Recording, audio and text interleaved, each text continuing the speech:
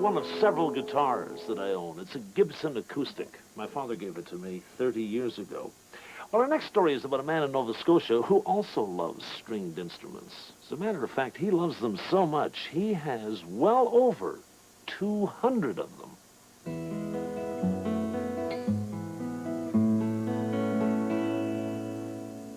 I'll give you 3 for nothing. 1, 2, 3. A first-year guitar and lute class at Dalhousie University in Halifax.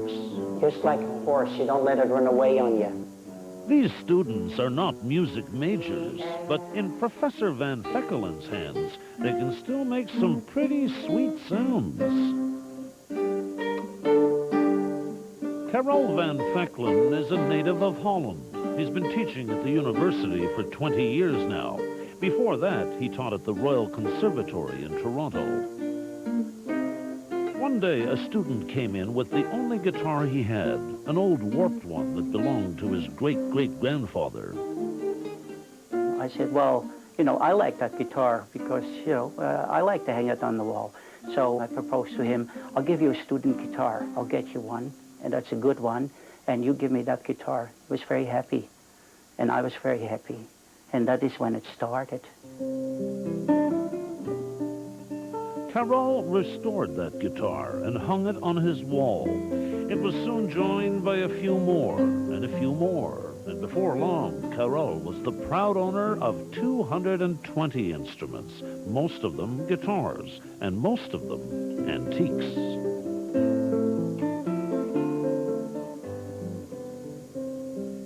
What I tried is to get a guitar from every major maker of the past, from every different country. Martin, Gibson. Everything, yeah, everything.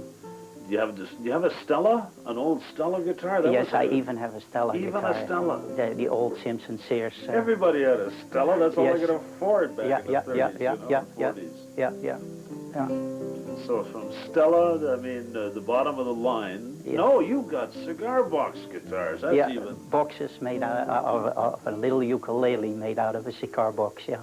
Homemade. Bought at the flea market. I really came home singing. I was so enthralled, you know, happy with it because it is so unique, you know, it's so, it's beautiful. You have instruments that princes played. Yes, yeah. I mean, instruments built specifically for royalty and for counts and countesses, yeah. Now, these are all museum pieces, you call them. Yeah. And yet they're playable? This particular one is very playable, yeah. Ooh. Listen to that tone. Yeah.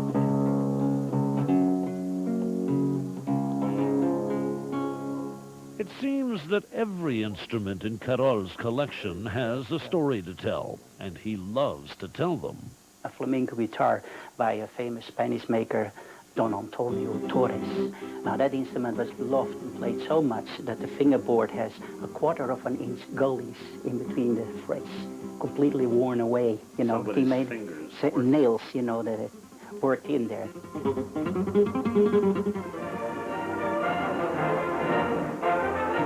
Former arrogant U-boat personnel stand meekly as they obey surrender instructions of the RCN. Of all his treasures, the one with perhaps the most colorful story emerged from a German submarine. This U-boat surrendered off the south shore of Nova Scotia near the end of the Second World War. And the captain apparently was a guitarist. And of all things he didn't want to leave behind was that guitar. And when you see the guitar, you can understand why not, because it's very beautiful made, you know, beautiful decoration on it.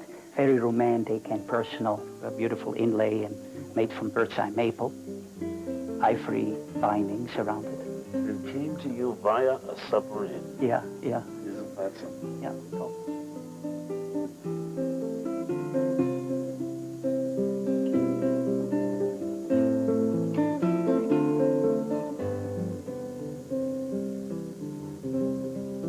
I'm the custodian of a very rare instrument collection.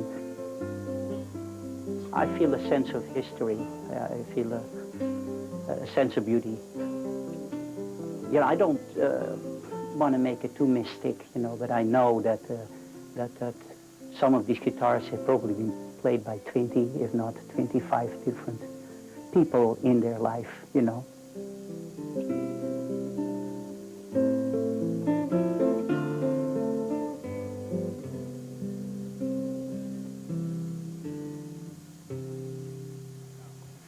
Stay with us. Next, we go horse vaulting.